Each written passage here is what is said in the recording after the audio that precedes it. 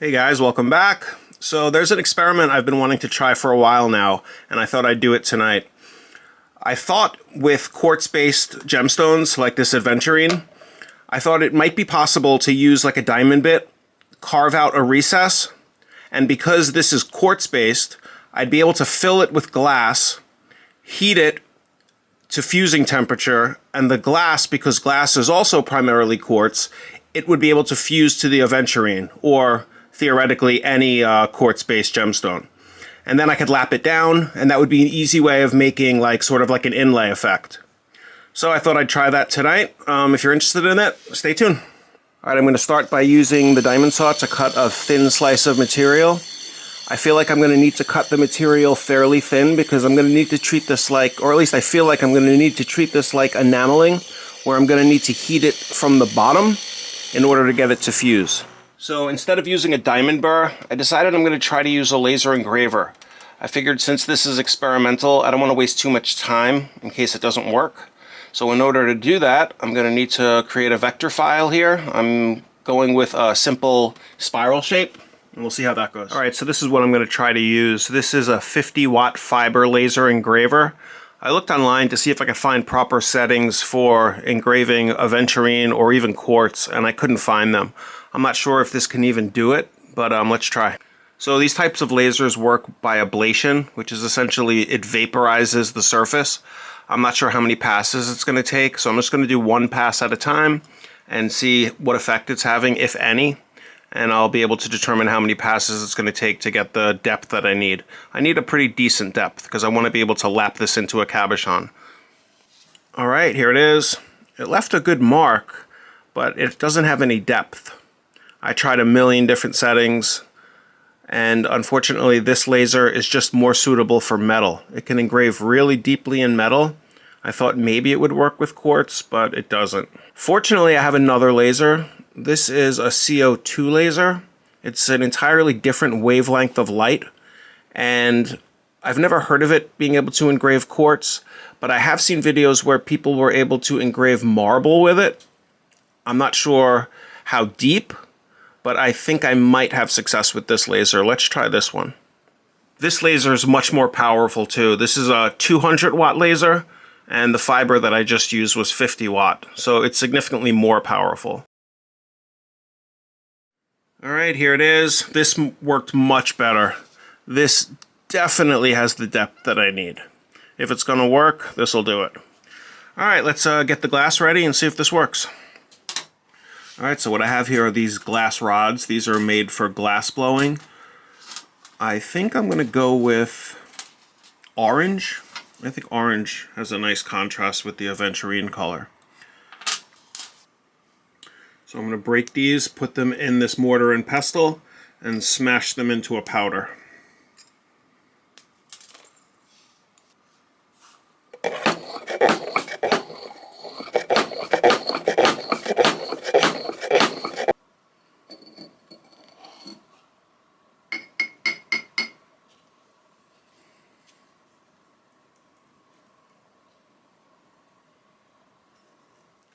All right, get the powder in the cracks here.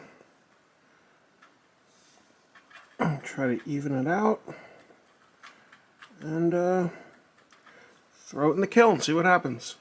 All right, so I was going to kiln fire this, but you know what? I think I'm going to fire it with a torch instead, because I'm not sure how this is going to work, and I think by being able to watch it, if anything does go wrong, I might be able to sort of diagnose what's going wrong. So I think I kind of want to watch it, at least for the first time. So let's torch fire this instead.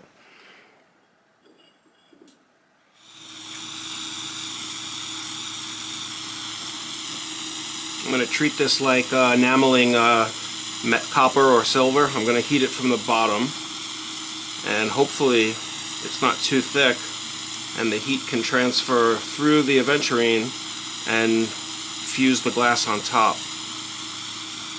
I kind of want to heat it slowly. I don't want it to stress and crack, so I'm going to just heat it very slowly. Try to get any moisture out if possible.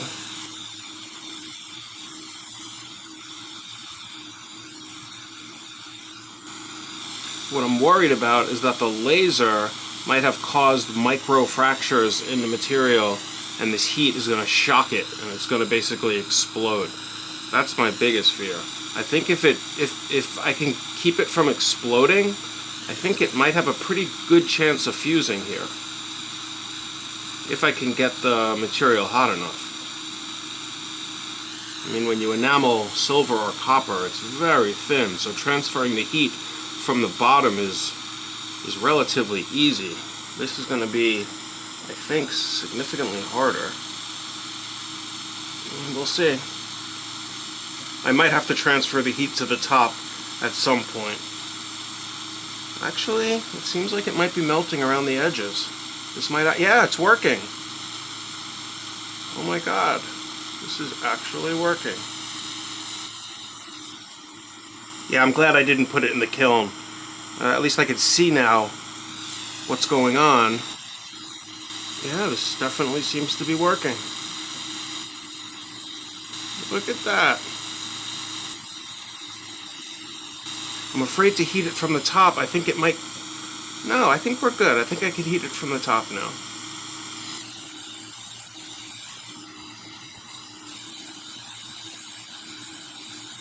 Alright. I think that might have actually worked. Let's let it cool, and we'll lap it down and see what happens. Alright, I don't need to dop this. I'm just going to lap it with my hand. It's nice and cool now. Looks smooth. I think this is actually going to work. The aventurine didn't really change color either. That's what I was afraid of. I thought it would lose its color. It looks good. Alright, let's get this lapped, see what happens.